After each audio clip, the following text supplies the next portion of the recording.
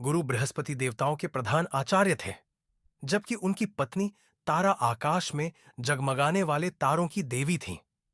तारा को बृहस्पति का गंभीर और अनुशासन प्रिय स्वभाव उबाऊ लगता था, क्योंकि वे हमेशा धर्मशास्त्र, वेदों और यज्ञों में ही व्यस्त रहते थे। इसके विपरीत चंद्रमा सौम्य, आकर्षक और मधुर स्वभाव के थे। धीरे धीरे तारा का झुकाव चंद्रदेव की ओर बढ़ने लगा और उनके बीच एक गुप्त संबंध स्थापित हो गया। जब भी बृहस्पति किसी यज्ञ या धार्मिक अनुष्ठान में संलग्न होते, तारा को चंद्रदेव से मिलने का अवसर मिल जाता। एक बार एक महत्वपूर्ण अनुष्ठान का आयोजन हुआ, जिसमें बृहस्पति को अपनी पत्नी की उपस्थिति आवश्यक थी। लेकिन जब उन्होंने तारा को खोजा, तो वह वहां नहीं थी।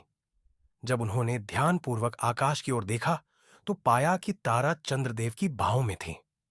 यह दृश्य देखकर बृहस्पति क्रोध से भर उठे और गरज कर बोले, मेरी पत्नी को तुरंत लौटाया जाए, अन्यथा यह यज्ञ अधूरा रह जाएगा। बृहस्पति के रोष को देखकर इंद्र चिंतित हो गए। यदि तारा को चंद्रमा के पास ही रहने दिया जाता, तो यह प्रेमी युगल के प्रति समर्थन होता।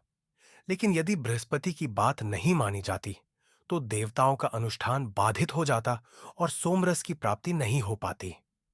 ऐसे में इंद्र ने निर्णय लिया और तारा को आदेश दिया कि वे अपने पति बृहस्पति के पास लौट जाएं। जब तारा अनमने मन से बृहस्पति के पास लौटी, तब वे गर्भवती थी। यह देख बृहस्पति और चंद्रमा के बीच यह विवाद खड़ा हो गया कि गर्भ में पल रहा शिशु किसका है। दोनों के मतभेद को समाप्त करने के लिए गर्भस्थ शिशु ने स्वयं वाणी प्रकट की और कहा, मैं वह जीवन हूं जो चंद्रमा के संयोग से जन्म लेने वाला हूं। यह सुनकर सभी देवता अचंभित रह गए। आगे चलकर यही बालक बुध ग्रह के रूप में प्रतिष्ठित हुआ, जो बुद्धिमत्ता और तर्कशीलता का प्रतीक माना